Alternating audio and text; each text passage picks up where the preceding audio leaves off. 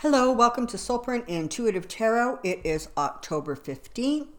I am delighted that you are going to spend a little bit of time with me today. For those of you who are interested, I just released the Canadian election video if you want to take a look at that. So, quite the little weekend this is. Oh, and before I forget, thank you so much for all of the people who wished me and mine a lovely Thanksgiving. Your wishes were so sweet, and I was so touched. And the number of people who said that they were thankful for me literally humbled me into silence. Thank you. Just thank you. All right, so while I was busy enjoying turkey was really beating the crap out of the Kurds. And so now, the administration is screaming that they're going to try to roll this back. You cannot put toothpaste back in the tube, okay? He has done this. He has created this situation, he being Trump. And now the ramifications are immediate. They are international, and they are going to be felt from now for years, literally years. He has so damaged the reputation of the United States, and he has really threatened the security of the United States. So, and we also know that it's becoming really clear now that what we have is we have 5 people in the middle of this perfect storm. Okay, you have Trump, you have Mike Pence, who knows more than he's talking about and is going to come to an unpleasant end over this somehow. You have Pompeo, Barr, and Mulvaney. Those are the 5. Those are the 5 who know. Those are the 5 who are in cahoots. Those are the 5 who went along, Trump said he wanted it, and they said, okay, master. It's pitiful. It's such a bad situation. And on top of that, you have more and more information coming out from the impeachment inquiry about, certainly, John Bolton, making it clear that he didn't want any part of what was going on, and this was like nuts what was going on. You have a lot of official now, especially diplomatic officials, saying, you know what, this was wrong. It was wrong from the get-go. We knew it was wrong. People were raising alarms and red flags, so that's going on. Yeah. And of course, you have the debate tonight. So, busy times. So, I kind of feel like I've done, kind of a lot of readings about where Trump's at and where these various people are at. What I want to do today is just sort of do an overview. I'm interested in focusing in on sort of 3 things. Where Trump's at, what's going on with him, where are the Republicans? Where are they actually at? Not the nonsense that goes on when they're being asked in front of cameras, which nobody is anymore because they're all running and hiding. And what's going on with the Democrats? Like, are they, feeling like this is going to be successful? Are they feeling they're getting the information they're needing? It was interesting and very telling.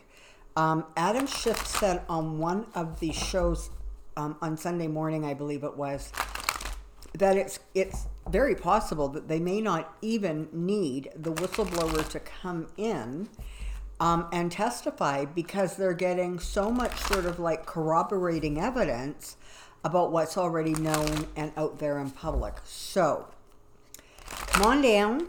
I have a question. And let's take a look and see if we can get some answers. Come on down. All right. So, this is sort of what I'm looking at here. Trump, Republicans, Democrats. Trump, Republicans, Democrats. Trump, Republican, Democrats.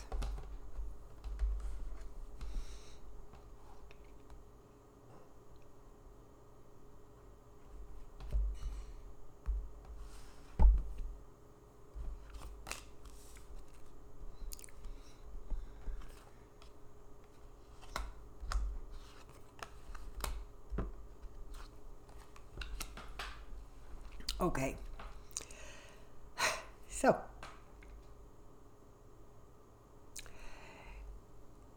these two cards represent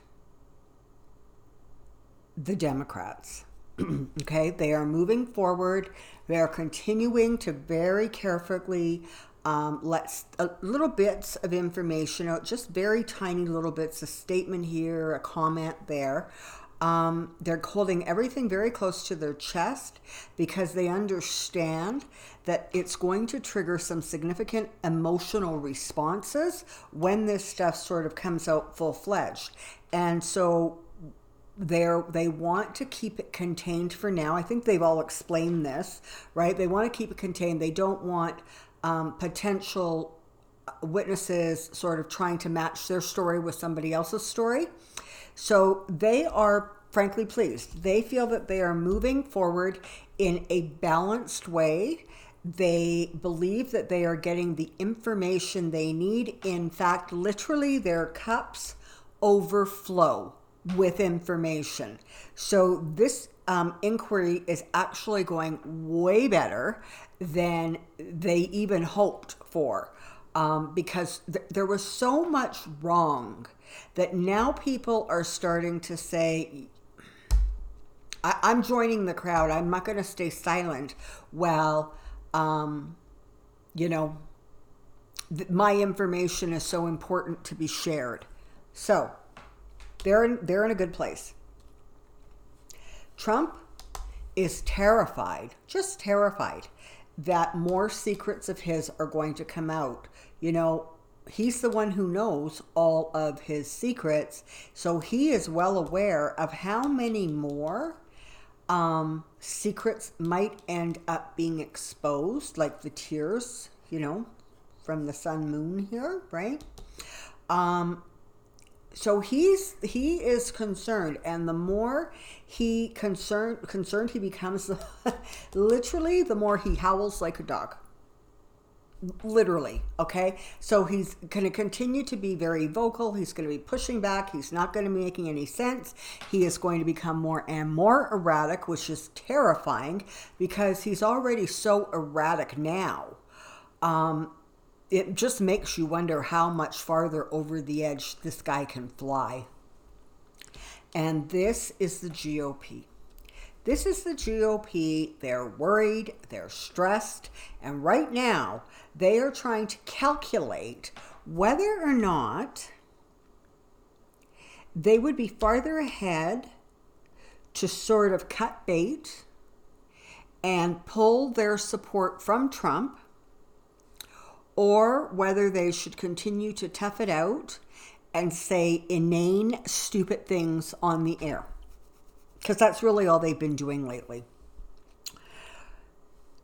So they're in a process of trying to figure this out. And you know, understand, this isn't a fast process for them, okay? It's going to take a lot of calculations because, because they understand that what is going on now and what is being exposed is going to cement the change of fortune that is going to destroy the party. They get it.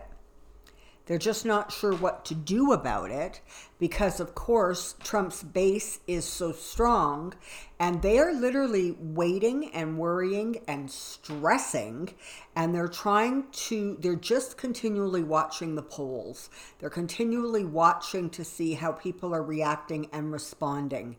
And they are becoming more than a little alarmed by the fact that people are not responding in the president's favor or frankly in their favor.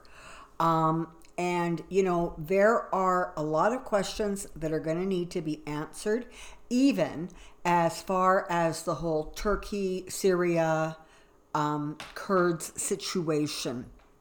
And they don't really have answers. I mean, they come out and they yell and they scream and they say it's wrong and this is catastrophic and I can't believe this is happening and blah, blah, blah. But they're also don't appear to be behind the scenes telling Trump to get those forces back in line with the Kurds and help them push back the Turkish people, the Turkish army, and the weird little militia groups that are fighting with the Turkish army. That doesn't appear to be happening. So they're squawking about sanctions, and apparently, weak-kneed Pence is going to tootle out there and try to negotiate a peace deal. Give me a break. So on the one hand, there's a lot of screaming, but there's actually not any kind of constructive behavior out of the Republicans to really, really pull back the situation. And there are things that they could do, frankly, that they're not doing. And so even as the days go by, as they scream about sanctions, which is like, it's a good strategy. It just takes a really long time for you to feel the results of the strategy. So how they think that that's just going to cause Erdogan to just pull back, I do not know. But they do. So they're in a bit of a pickle here. They really, really are. Let's take a look at what's going on with Trump now.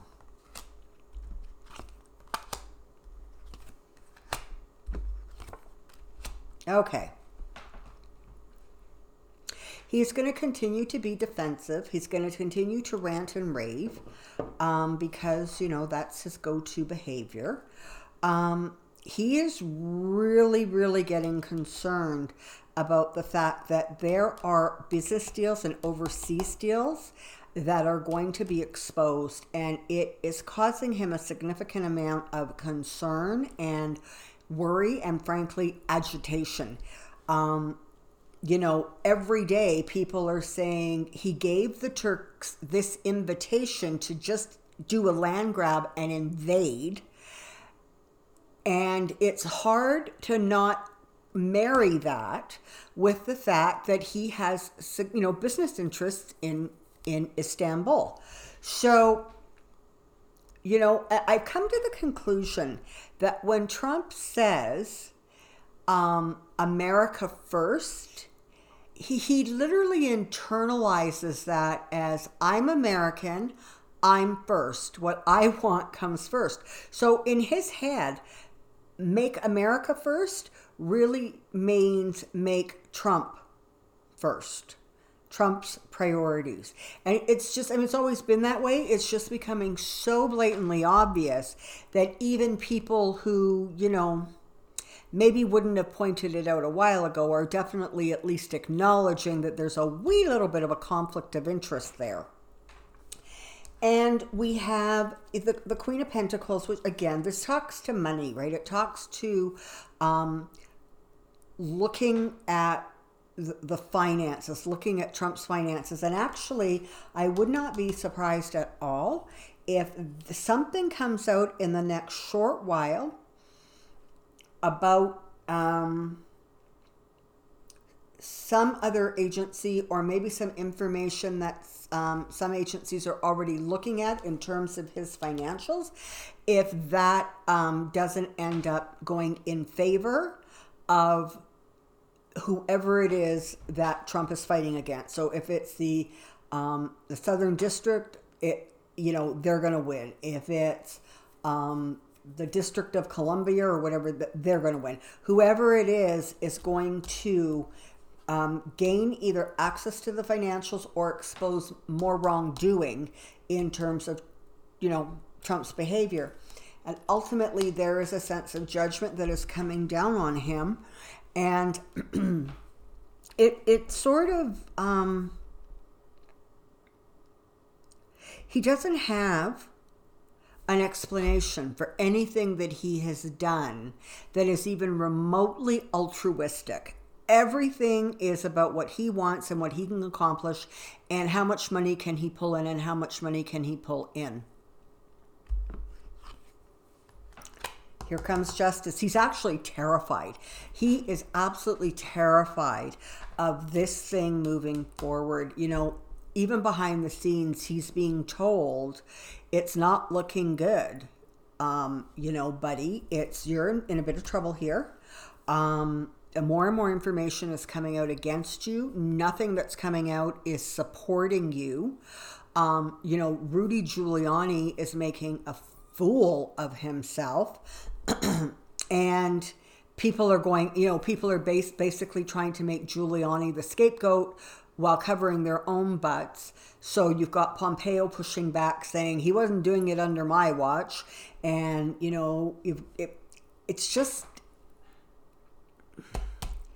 Trump's in trouble. Okay, that's the bottom line. He is just in trouble, and he is in trouble on a lot of levels. There's going to be, again, I keep returning to this phraseology, you know, death by 1,000 cuts. And that's actually what you're going to see happen here.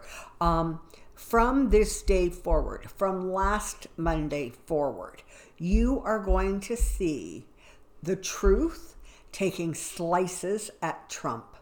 Literally, every day, more of the truth comes out, and more of the truth takes a slice out of him, his ego, and his false narrative and false story.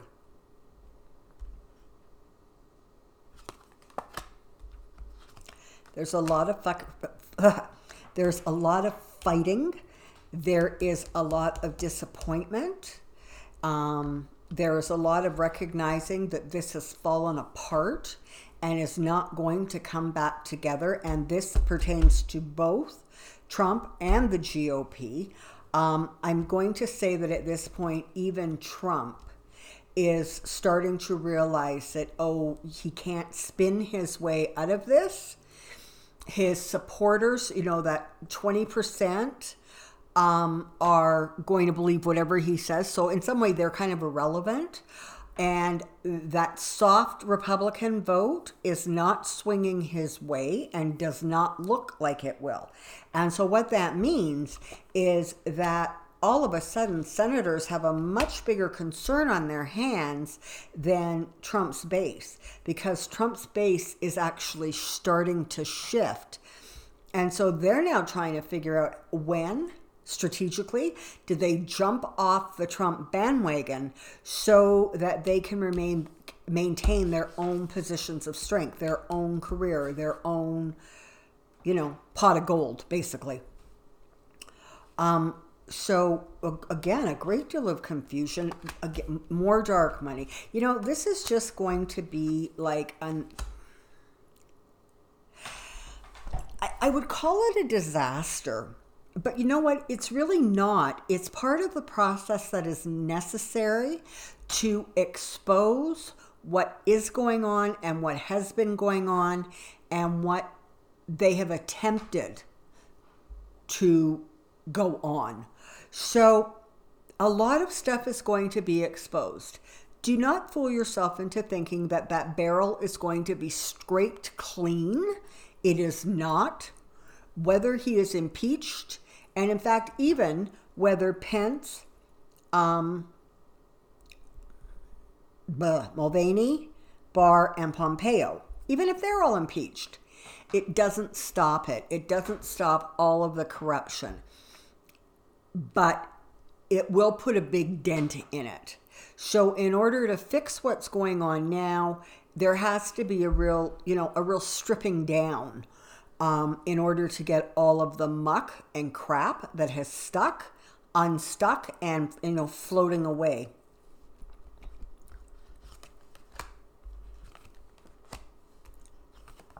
Okay. So this is what I want you to take away from this reading. You have strong female energy. So you don't only have like the Nancy Pelosi energy, the people in, other districts, the lawyers and attorney generals from areas that are going after him that are female. Be watchful for female witnesses, okay? Females that come to testify, like Yovanovitch and Fiona Hill yesterday.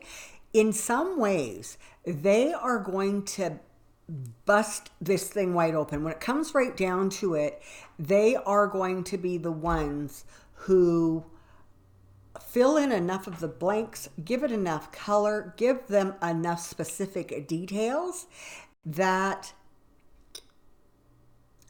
again goes towards that whole female energy that is going to bring Trump down. Okay. Yep.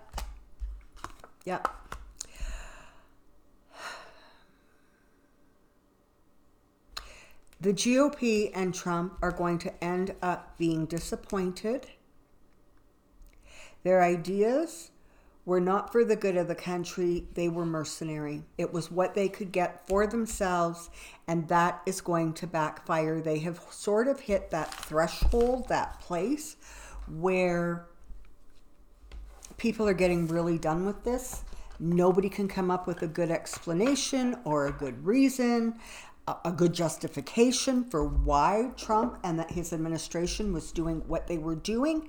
And so, as I said, the independents and even the soft Republicans are starting to say, you know what, I'm getting really close to have heard enough.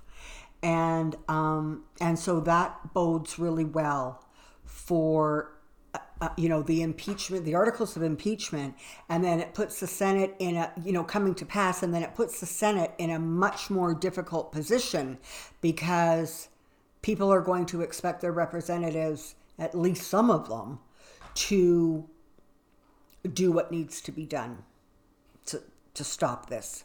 So keep fingers crossed, keep a positive attitude, continue to pay attention to what's going on because, frankly, this was the event you guys have all been waiting for the last 3 years, right? You have been waiting for what is it going to take to bring this fool down. The answer is exactly what is going on now. It's not a big kaboom. It is death by 1,000 cuts over and over.